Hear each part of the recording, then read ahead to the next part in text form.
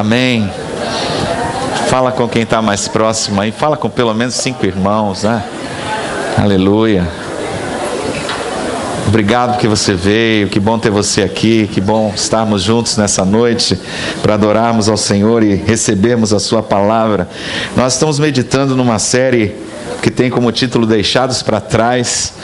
Temos falado sobre o arrebatamento da igreja, os últimos dias, a volta de Cristo, o que vai acontecer no juízo final e como precisamos estar preparados para este evento, para este acontecimento e de que maneira também podemos estar servindo ao Senhor nessa dimensão, nessa expectativa de que a volta do Senhor é iminente e vai acontecer a qualquer momento. Nós vamos meditar hoje na primeira carta de Paulo aos Tessalonicenses, no capítulo 5, a segunda parte desse capítulo. Nós vimos no domingo à noite a primeira parte de 1 a 11, agora vamos ler de 12 a 22, e o título dessa noite é O Povo dos Últimos Dias.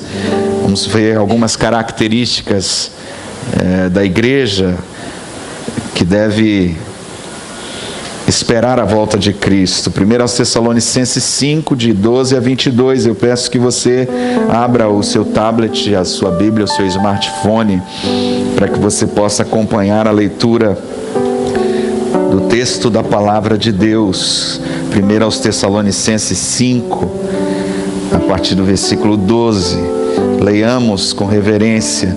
Ora, rogamo-vos, irmãos, que reconheçais os que trabalham entre vós, presidem sobre vós no Senhor e vos admoestam, e que os tenhais em grande estima e amor, por causa da sua obra. Tende paz entre vós. Exortamo-vos também, irmãos, a que admoesteis os insubordinados, consoleis os desanimados, ampareis os fracos e sejais longânimos para com todos. Vede que ninguém dê a outrem mal por mal, mas segui sempre o bem uns para com os outros e para com todos. Regozijai-vos sempre, orai sem cessar, em tudo dai graças, porque esta é a vontade de Deus em Cristo Jesus para convosco. Não extingais o Espírito, não desprezeis as profecias, mas ponde tudo à prova. Retende o que é bom, abstende-vos de toda espécie de mal. Amém? Põe a sua mão no seu coração, feche os seus olhos, por favor. Vamos orar ao nosso Deus e Pai. Pai amado, Pai querido, com muita alegria nessa hora nós nos reunimos em Tua casa para ouvir a Tua voz. Obrigado pelos louvores.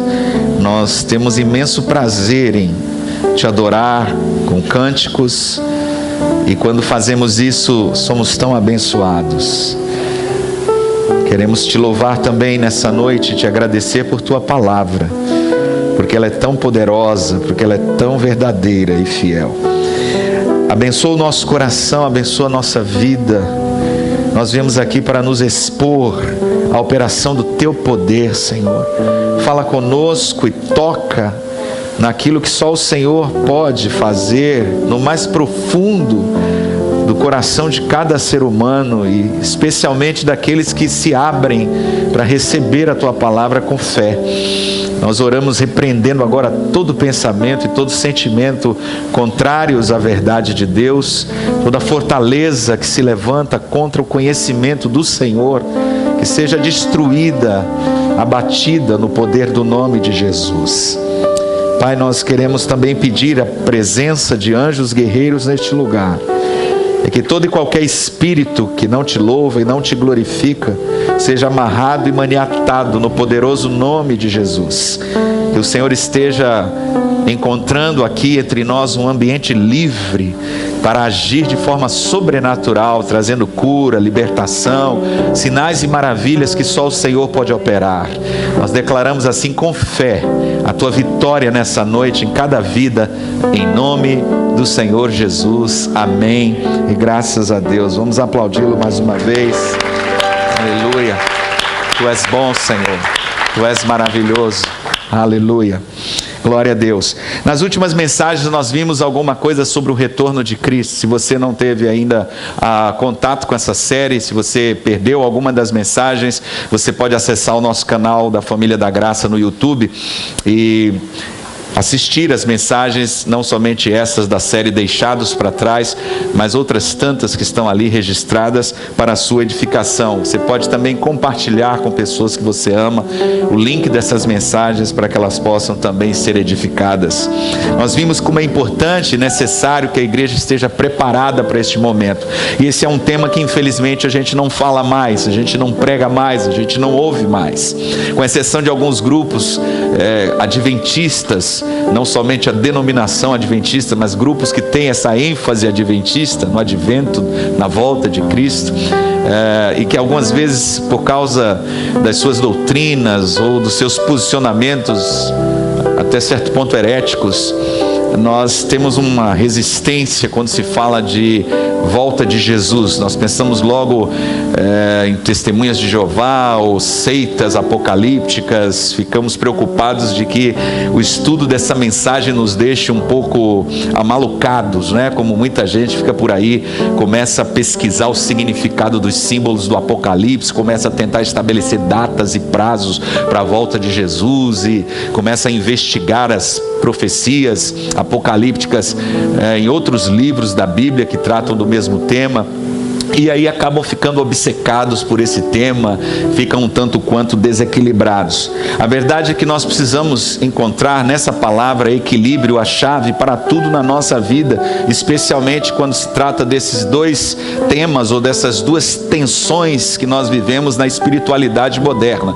Uma é olhar para frente, olhar para o que vai acontecer, olhar para o céu, olhar para a esperança que temos da glória de Deus. A outra é pisar no chão, andar com o pé na terra, saber que estamos aqui, que temos uma missão a cumprir e que precisamos trabalhar e crescer e prosperar. Então as duas cartas de Paulo aos Tessalonicenses, elas trazem um pouco deste equilíbrio. Na primeira carta ele falou muito sobre a volta de Jesus, os irmãos ficaram tão apaixonados, tão extasiados com as revelações que alguns não queriam mais nem trabalhar, subiram no telhado, ficaram lá deitados, já que Jesus vai voltar, já está chegando, não vou mais nem para o trabalho, pediram demissão, venderam o que tinha, e aí como não voltou, começaram a dar problema para a igreja. E aí Paulo na segunda carta então vai corrigir alguns desvios, alguns desequilíbrios, inclusive este dizendo que quem não quiser trabalhar também não coma. E aí vem a palavra apostólica mostrar que nós precisamos sim pensar no céu,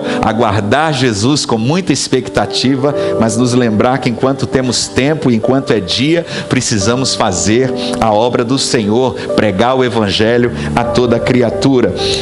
Vimos também que na mensagem, especialmente do domingo à noite, que Jesus morreu por nós para fazer aquilo que nós não poderíamos fazer. A sua morte e a sua ressurreição, a obra da cruz, o verdadeiro evangelho é o poder de Deus para a salvação de todo aquele que crê.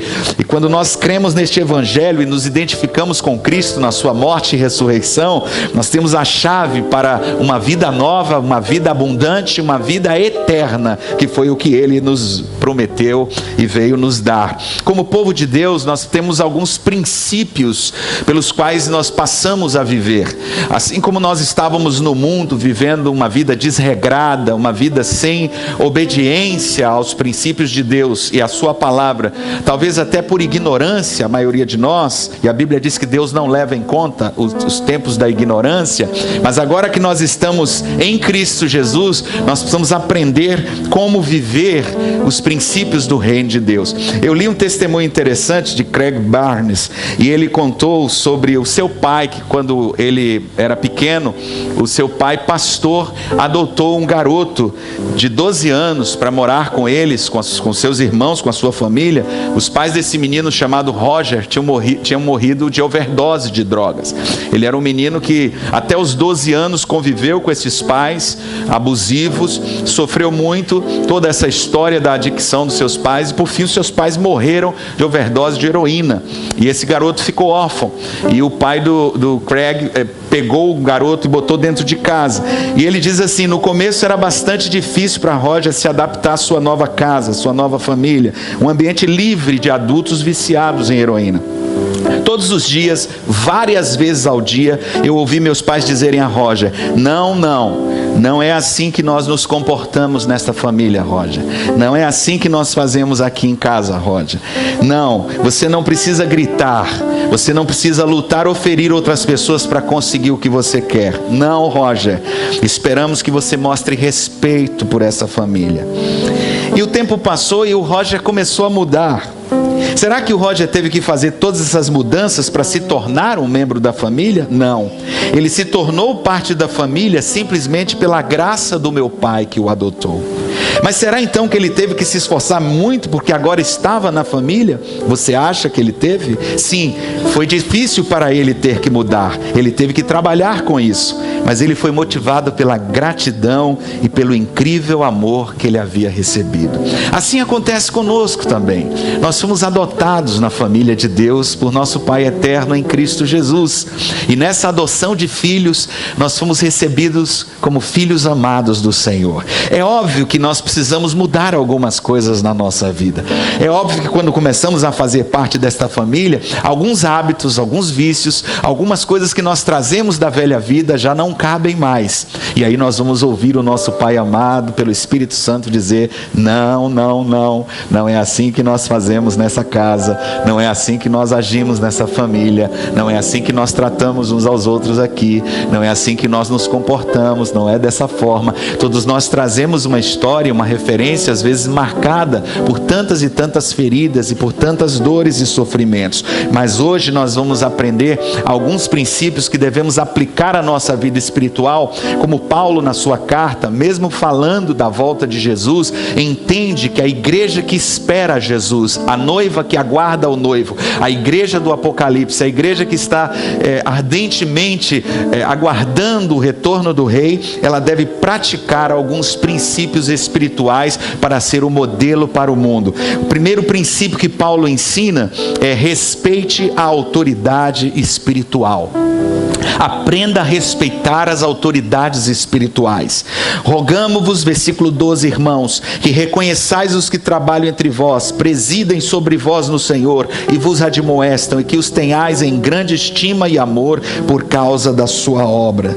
É interessante que dentre os grandes ensinamentos que nós encontramos na palavra de Deus como princípios para a nova vida que nós temos em Cristo, está o princípio da autoridade espiritual. Preste atenção, porque este princípio não nos é ensinado no mundo. Na nossa família sem Deus, nós não aprendemos e não compreendemos o princípio da autoridade espiritual, porque o princípio do mundo é o princípio da rebelião, o princípio do mundo é o princípio da anarquia, o princípio do mundo é o princípio da desobediência, é o espírito que está nos filhos de Adão. Mas os filhos de Deus em Cristo Jesus aprendem a obediência, e esse respeito pela autoridade espiritual é o que nos define como igreja. Não pode existir verdadeira igreja de Cristo se não há respeito, se não há reverência com relação à autoridade espiritual estabelecida por Deus.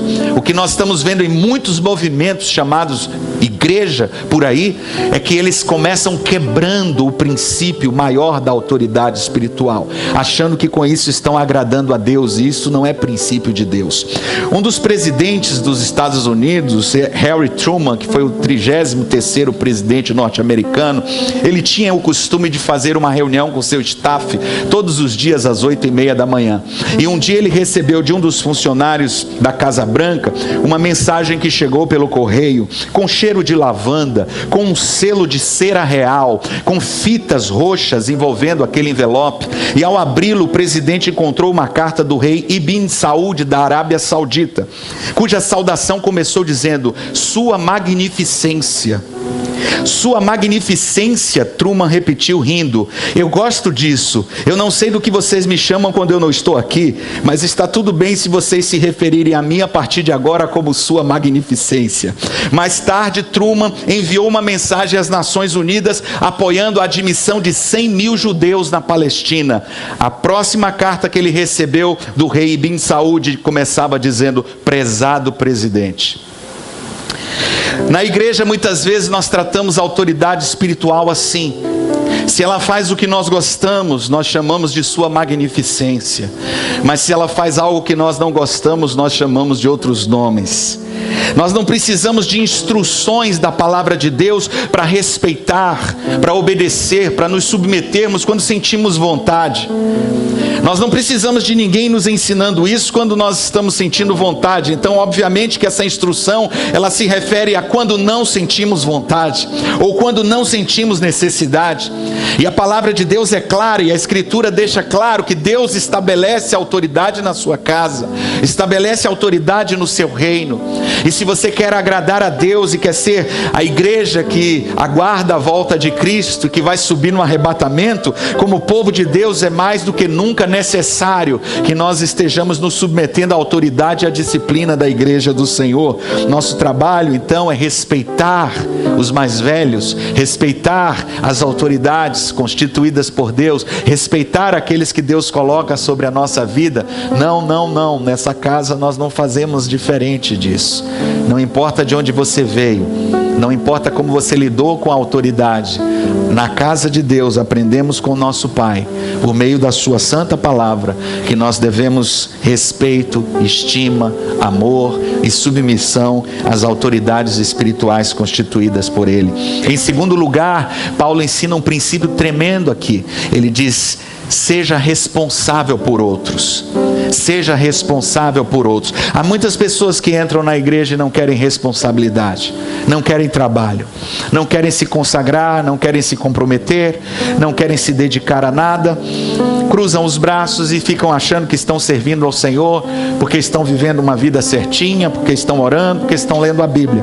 Pois esta palavra que eu acabei de ler, que é a palavra de Deus para mim e para você, Paulo diz: exortamo-vos também, irmãos, versículo 14, a que admoesteis os insubordinados. De quem é esse trabalho? Seu. Que consoleis os desanimados. De quem é esse trabalho? Seu. Que ampareis os fracos. De quem é esse trabalho? Seu. Que sejais longânimos para com todos. De quem é esse trabalho? Seu. Vede que a ninguém dê a outrem mal por mal, mas segui sempre o bem uns para com os outros e para com todos. De quem é essa responsabilidade? Sua. É a palavra de Deus dizendo para você que se você quer esperar a volta de Cristo com a atitude correta, com o princípio de Deus na tua vida, aprenda a servir.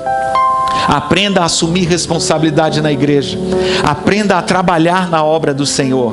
Para isso você não precisa de um título, você não precisa de um cargo, você não precisa de um espaço, você não precisa de um escritório, de um gabinete. Paulo não está dizendo nada disso aqui. Ele está dando uma tarefa muito simples para os irmãos. Ele está dizendo: não. Aqui nessa casa nós aprendemos a cuidar uns dos outros. Nós aprendemos a ter responsabilidade sim uns com os outros. Nós não podemos entrar aqui e sair e fazer de conta que estamos morando aqui como se não estivéssemos. Isso aqui não é uma pensão. Você não pagou para estar aqui, você alugou um quarto e simplesmente você entra e sai e não deve satisfações a ninguém. Não. Não importa o que você viveu, como viveu. Aqui na casa do Pai, nós aprendemos a cuidar uns dos outros e fazemos isso com amor. Nós temos responsabilidade uns com os outros. O povo de Deus ama ser família. O povo de Deus é uma família onde nós nos importamos uns com os outros, onde nós cuidamos uns dos outros, onde nós ajudamos, nós encorajamos aqueles que estão desanimados, nós fortalecemos aqueles que estão fracos, nós nos responsabilizamos por vidas, por pessoas. Quem não quiser nada com isso está no lugar errado, porque a igreja de Deus é este lugar onde nós estamos trabalhando uns com os outros e uns pelos outros, e principalmente trabalhando para o Senhor. Muitas vezes nós confundimos amor com permissividade. Nós achamos que amar é passar a mão na cabeça, é aceitar tudo, é sermos complacentes ou coniventes. Isso não é amor. Deixar de confrontar o pecado de um irmão seria tão sério como permitir que uma criança brinque com fogo. Nós não agimos de maneira responsável como pais, como mães espirituais, como pessoas que têm agora zelo e cuidado pelas coisas de Deus, o nosso Pai, na sua casa, se nós fazemos vista grossa, ou se nós simplesmente dizemos: isso não tem nada a ver comigo, eu não tenho nada a ver com essa pessoa. Você estará dizendo a mesma coisa que Caim, quando Deus perguntou para ele sobre o seu irmão Abel, Israel? E ele respondeu: porventura sou eu o guarda do meu irmão? Que resposta cínica, depois de haver matado o seu irmão. E Deus sabia de tudo que tinha acontecido, mas queria ouvir dele uma confissão. Ah, Senhor, eu pequei, eu machuquei o meu irmão, eu feri, eu não deveria ter feito o que eu fiz. Mas não, ele disse: o que eu tenho a ver com isso? Como é que eu vou saber onde é que ele está? Por acaso eu sou o guarda do meu irmão? É claro que você é o guarda do seu irmão. Olhe para a pessoa que está do seu lado e diga: você é o guarda do seu irmão. A verdadeira comunhão em Cristo, o verdadeiro amor, exige responsabilidade. Seja responsável na igreja, seja responsável com seus irmãos, seja responsável com o que você vê e com o que você ouve. Não fique reproduzindo o que você ouve de ruim. Trate. Se existe alguma coisa para ser corrigida nessa igreja, vamos corrigir. Se existe alguma coisa para ser consertada na vida de um irmão, vamos consertar. Mas não vamos nos omitir, lavar as mãos e achar que está tudo bem, e ir para casa dormir com a consciência limpa e tranquila, quando esta palavra de Deus, que é viva e eficaz, está falando ao nosso coração. Seja responsável por vidas, por pessoas que estão ao seu redor. Em terceiro lugar, Paulo diz: mantenha um outlook espiritual positivo.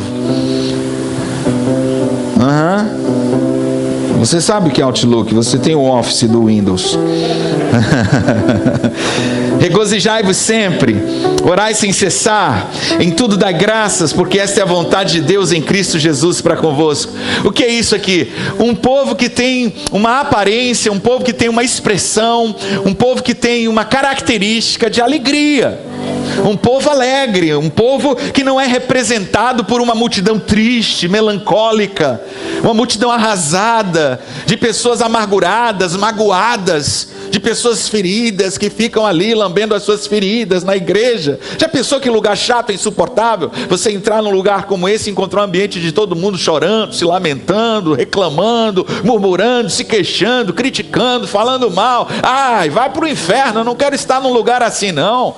E aí de repente a gente olha para a igreja de Jesus e vê uma característica tremenda do povo de Deus: o povo mais feliz da face da terra, um povo alegre, um povo abençoado, não porque não tem problemas, mas porque tem um Deus que responde orações. Por isso a palavra diz: orai sem cessar, porque essa é a vontade de Deus. E quando você passar por lutas, por crises, por dificuldades, você não reclame, você vai orar, você vai buscar o Senhor e acredite no milagre, porque Ele é quem te dá a vitória. Um povo cheio de alegria porque ora, um povo cheio de alegria porque espera em Deus, um povo que se alegra no Senhor, porque a alegria do Senhor é a sua força, independente das circunstâncias que estamos vivendo nesse exato momento. Nós reconhecemos que através de Cristo Jesus fomos libertos do pecado, fomos lavados e remidos no seu sangue, alcançamos a salvação eterna, e só por isso temos 1000 razões para agradecer ao Senhor pelo dia que passou, por termos acordado, por estarmos bem e por podermos viver na presença dele eternamente. Será que você pode aplaudir o Senhor? Será que você pode dar um brado de alegria? Será que você pode dar um glória a Deus nessa noite? Não importa como você chegou aqui, alegre-se no Senhor. Se você não tiver motivo nenhum para se alegrar, alegre-se no Senhor, alegre-se nele. Um homem do 3º século deixou o seguinte testemunho pouco antes de morrer. Ele escreveu suas últimas palavras para um amigo, e isso é um documento que está registrado. É um mundo ruim, um mundo incrivelmente mau, mas eu descobri no meio dele pessoas tranquilas e santas, que aprenderam um grande segredo. Eles encontraram uma alegria que é 1000 vezes melhor do que qualquer prazer na nossa vida pecaminosa. Eles são desprezados e perseguidos, mas não se importam. São mestres de suas almas. Eles superaram o mundo. Essas pessoas são os cristãos, e eu agora sou um deles. Aleluia! Quantos nessa noite fazem parte do povo mais feliz da face da terra? Dê um glória a Deus! Aleluia! É a vontade de Deus que o seu povo seja um povo de festa, um povo alegre, um povo que encontrou a alegria da superação. Em quarto lugar, essa palavra nos ensina um princípio tremendo: viva pelo Espírito de Deus, viva pelo Espírito Santo. Olha o que diz os versículos 19 a 21, parte A: não extingais o Espírito, não desprezeis as profecias, mas ponde tudo à prova. O povo de Deus, segundo esse texto aqui, é um povo altamente e autenticamente pentecostal. celestial, é um povo que vive pelo poder do fogo do Espírito de Deus. E Paulo está dizendo: não deixe esse fogo apagar, não deixe essa chama apagar, extinguir na sua vida. Tem que estar sempre acesa, tem que ter combustível, tem que incendiar seu coração. Se você deixar, ela esfria. Se você deixar, ela apaga. Versículo 19 diz: não extingais o Espírito. O que isso significa? Que eu posso, com a minha atitude, com o meu comportamento, com o meu pecado, com a minha negligência, com a minha ignorância, com a minha indiferença, eu posso apagar o Espírito de Deus dentro de mim. E o que eu serei se eu apagar o Espírito de Deus dentro de mim? Nada. Eu serei apenas carne. Eu serei igual a Adão. Eu serei igual a Jacó. Eu serei igual a qualquer homem, mulher, pecador desse mundo. Mas se eu tenho o Espírito de Deus aceso dentro de mim, então eu vou ver a manifestação de uma glória que não me pertence, que pertence ao Senhor. E quando ela estiver agindo em minha vida e operando através de mim, vai ser tremendo. Essa palavra está falando principalmente sobre os dons do Espírito Santo. Paulo toca aqui no assunto da profecia. Ele diz: não desprezeis as profecias, mas ponde tudo à prova. Ele está falando que a igreja é um lugar onde existe palavra profética de Deus. É um ambiente onde os irmãos cheios do Espírito Santo estão compartilhando e repartindo a palavra profética de Deus. Os irmãos estão tendo revelação de Deus. Os irmãos estão ouvindo a voz de Deus. Os irmãos estão repartindo algo que é extremamente desejável para todo filho de Deus, que é uma palavra revelada do Senhor. Quando você liga para um irmão, conversa com um irmão, e tem um encontro de uma célula, qualquer oportunidade que nós temos, como é bom quando a gente tem uma conversa, um bate-papo que traz a palavra de Deus ao nosso coração. Paulo deixou claro em outras cartas, e especialmente em 1 Coríntios 12, essa questão dos dons e da profecia. Ele diz que não devemos proibir ninguém de falar em línguas na igreja, mas o método preferido para Deus falar ao nosso coração é a palavra profética. É através da palavra profética que Deus quer falar a nossa vida e através de nós na vida dos outros. Portanto, o desejo que nós devemos ter no nosso coração ardente é de que esse dom maior da profecia faça parte do nosso dia a dia. A igreja que aguarda ardentemente a volta de Jesus é uma igreja profética, é uma igreja que gosta de profetizar, é uma igreja que gosta de abrir a boca e proclamar a palavra de Deus, é uma igreja falante. Não é igreja muda, silenciosa. Oh, amados irmãos, vamos fazer agora um silêncio de oração. Vamos ficar em silêncio. Que isso? É templo budista? Que história é essa? Vamos agora ficar todo mundo... O povo de Deus é um povo que fala, é um povo que clama, é um povo que grita, é um povo que brada, é um povo que adora, é um povo que celebra, é um povo que festeja, é um povo que profetiza, é um povo que abre a boca e anuncia os testemunhos de Deus, que proclama a palavra do Deus vivo, é um povo que anuncia o testemunho da volta de Cristo, é um povo que está sempre falando. Agora, tem uma coisa interessante que ele diz aqui: ponde tudo à prova. Então, além do dom da profecia, essa é uma igreja que tem o dom do discernimento. Ela não é uma igreja menina, ela não é uma igreja imatura, ela não é uma igreja que está brincando no jardim de infância da espiritualidade.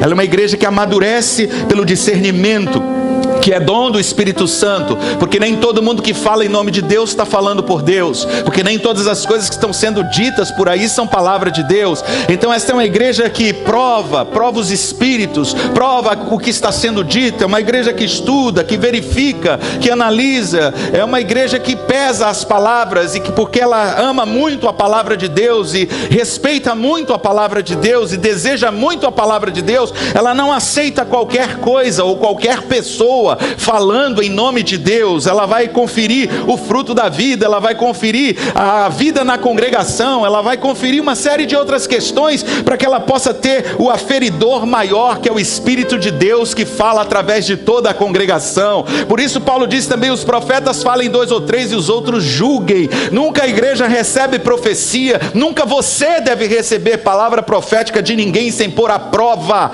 Você precisa ter 2, 3 testemunhas para que seja estabelecido o pensamento e o propósito de Deus na sua vida. Os gregos tinham uma modalidade de corrida nos seus Jogos Olímpicos que era única. O vencedor não era o corredor que chegava primeiro, que terminasse primeiro a corrida. O corredor que terminasse com a sua tocha acesa, ainda acesa, esse era o vencedor. Todos saíam com uma tocha correndo e eles passavam por muitas situações difíceis, as tochas iam apagando, vencia aquele que chegasse com a sua tocha acesa. O povo de Deus, o povo da corrida dos últimos dias, o povo que está guardando a volta de Jesus, é um povo que tem a chama do Espírito Santo acesa, é um povo que gosta do poder do Espírito e busca a presença e o poder do Espírito de Deus, e não tem medo de receber a unção de Deus e de um ambiente profético onde a unção de Deus está sendo verificada através de irmãos maduros. Quinto lugar, para a gente encerrar, o apóstolo Paulo apresenta o quinto princípio para que você possa ser essa igreja que vive os princípios da palavra de Deus para o arrebatamento. Faça a coisa certa, faça o que é certo, não importa. Deixa eu te dizer uma coisa, esse mundo vai de mal a pior, e a tendência do mundo não é melhorar. As pessoas estão perdidas e as coisas estão piorando em termos de costumes, de comportamentos, de leis, de práticas. A gente tem que se preparar para Sodoma e Gomorra, que é o que vem por aí. Os nossos filhos, os nossos netos, se Jesus não voltar, ai deles. E nós precisamos temer por isso e tremer diante do Senhor e levantar uma geração santa. E precisamos fazer isso retendo o que é bom. Paulo diz na segunda parte do versículo 21, retende o que é bom, abstende-vos de toda espécie de mal. Observe que isso aqui não é uma instrução qualquer, ela é uma instrução tanto positiva quanto negativa, né? Ela fala retende o que é bom e abstende-vos do que é mal.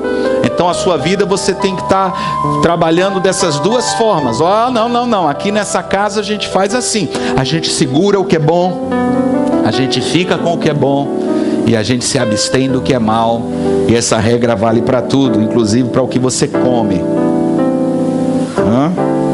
Alguns ficaram assustados agora. Eu posso ouvir um amém? Ah, tá. Porque tinha gente que tá falando amém Jesus, fala Jesus, mas agora houve um silêncio, né? Porque de repente você olha para aquela coxinha, aquele quibe, sei lá, aquela fritura, você não consegue resistir, você come aquele hambúrguer todo dia, você acha legal, mas o que você está fazendo com o seu corpo, né? Então vamos pensar direito aí, em todos os níveis, o que é que nós estamos fazendo com o nosso corpo. Eu me lembro... Eu vou dar alguns exemplos interessantes aqui que eu coletei nesse estudo. Um foi de um testemunho de um irmão que escreveu uma história no Reader's Digest. Ele disse: enquanto minha esposa e eu comprávamos em um quiosque no shopping, uma jovem de corpo bem delineado, com um vestido curto e ajustado, passeava. Os meus olhos a seguiram.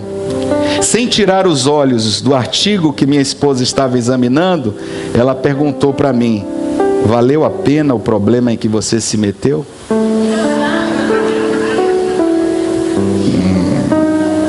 Um paciente disse ao médico que quebrou o braço em 2 lugares. O médico respondeu: bom, então fique longe desses lugares. Talvez tenha lugares que você tenha que parar de ir. Charles Spurgeon perguntou: em quais comportamentos você está quando cai em pecado? Evite-os. Que circunstâncias em sua vida apoiam seus pecados? Elimine-as.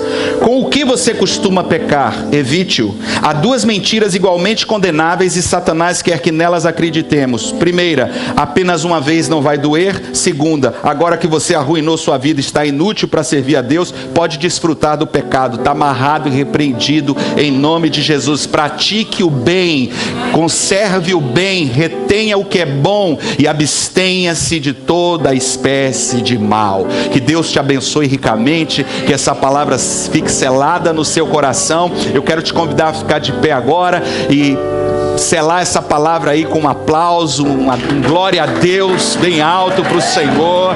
Em nome de Jesus, se essa palavra é para você, dá o seu melhor aplauso àquele que está falando ao teu coração nessa noite, aquele que está te preparando para o arrebatamento, para o grande dia que Ele voltará, para buscar uma noiva imaculada, sem mancha, sem ruga, sem nada semelhante, mas santa e irrepreensível. Aleluia. Feche os seus olhos, vamos orar. Meu Deus e meu Pai, eu quero te pedir nesse momento, por cada vida que ouviu essa mensagem, que recebeu essa palavra, não importa o que esteja acontecendo agora, eu quero declarar como teu profeta um tempo novo. Eu quero declarar que nessa noite o Senhor está abrindo os céus sobre esta vida. Eu quero declarar, Senhor, que ela entrou aqui de uma forma, mas vai sair de outra. Eu quero declarar e profetizar nesta hora o espírito da vida contra todo espírito de morte, todo espírito de destruição, todo espírito de vício, todo espírito que possa estar prendendo ou amarrando esta vida. Ah, Senhor, interferindo na sua família, no seu casamento, nos seus relacionamentos, interferindo na sua vida profissional, todo espírito perturbador, eu quero nessa hora repreender na autoridade do nome de Jesus Cristo, todo espírito de enfermidade agora. Pai, eu oro para que as doenças sejam saradas neste lugar, Senhor, e aqueles que entraram aqui enfermos recuperem a saúde no poderoso nome de Jesus. Eu quero liberar uma palavra de saúde neste lugar, uma palavra de cura a este corpo físico que a enfermidade, Senhor, acometeu, mas que nessa hora ela não pode resistir ao poderoso nome de Jesus, e por isso ela já caiu. Em nome de Jesus, receba saúde, meu irmão, receba saúde, minha irmã, seja curado pelo poder do nome de Jesus. Aí onde você está agora mesmo, uma unção de cura está descendo sobre a tua vida, e Deus restaura a tua saúde. Se você crê, diga amém. Pai, eu oro nesse momento também declarando saúde da alma, cura interior, saúde das emoções, pessoas que estão perturbadas psicologicamente. Pai, eu quero declarar nesse momento a cura do Senhor para todo tipo de transtorno psicológico.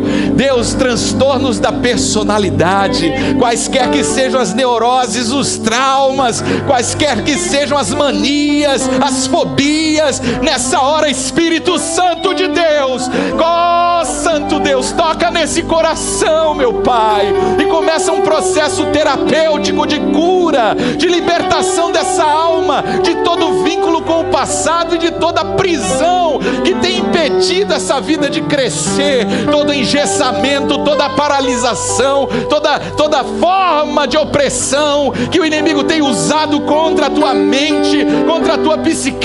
Na autoridade do nome de Jesus, eu repreendo agora toda ação de espíritos malignos que tentam fragmentar a tua personalidade, que tentam destruir a essência da tua individualidade. Eu amargo e neutralizo toda arma, toda seta, toda flecha do inferno contra as tuas emoções. E se você recebe cura na alma nessa noite, diga amém. Pai, eu quero declarar que o jugo está despedaçado, e toda cadeia, toda algema, toda prisão, toda amarra, nessa hora, em nome de Jesus, vai sendo desfeito. Todo laço na tua vida está quebrado no poder do nome de Jesus. Anjos com espadas de fogo desembanhadas estão cortando no mundo espiritual todo tipo de prisão no teu caráter, todo tipo de prisão está sendo despedaçada agora, todo ferrolho de ferro na tua vida que estava te prendendo nessa hora. Em nome de Jesus, eu declaro que você é livre, livre, livre, livre. Espírito imundo saia, espírito maligno saia, todo espírito opressor, obsessor agora caia por terra em nome de Jesus. E eu declaro sobre a tua vida liberdade em Cristo, liberdade em Cristo, perfeita liberdade em Cristo Jesus. Você é livre, livre para voar, livre para voar, livre para correr, livre para saltar, livre para adorar, livre para viver o melhor tempo de Deus da sua vida. Você não pode mais ser refém do inimigo em nenhuma área da sua vida. Se você entrou aqui de cabeça baixa, triste, porque existe uma área da sua vida em que você ainda não viu o milagre de Deus acontecer. Levante as suas duas mãos agora, porque eu quero declarar nessa hora, na autoridade do nome sobre todo nome, que esse é o tempo da liberação de Deus. Esse é o tempo do desatar de Deus sobre a tua vida e do milagre de Deus que chega até você nessa noite. Porque você entrou aqui, não foi para assistir alguma coisa, você veio para receber de Deus alguma coisa. E o Senhor está liberando dos céus o trono de Deus. Contempla a glória do teu Deus. Contempla a majestade daquele que se assenta no trono. Adora Ele, adora Ele, adora Ele, porque o tempo do opróbrio está acabando, o tempo da vergonha, da humilhação, o tempo da dor, da rejeição. É chegado o novo tempo de Deus, é chegado o novo tempo de Deus, é chegado o novo tempo de Deus. Oh, abrace essa palavra, receba em seu coração com muito amor e carinho. Guarde essa palavra, cuide dela, porque assim faz o Senhor. Ele disse: eu velo pela minha palavra para cumprir. E a palavra de Deus diz que você deve orar sem cessar, e que você deve dar graças a Deus todo o tempo, e você deve velar pelas suas orações com ações de graças. E por isso, em nome de Jesus, eu declaro sobre o teu coração agora uma dose extra de gratidão. Se você recebe, dá um aplauso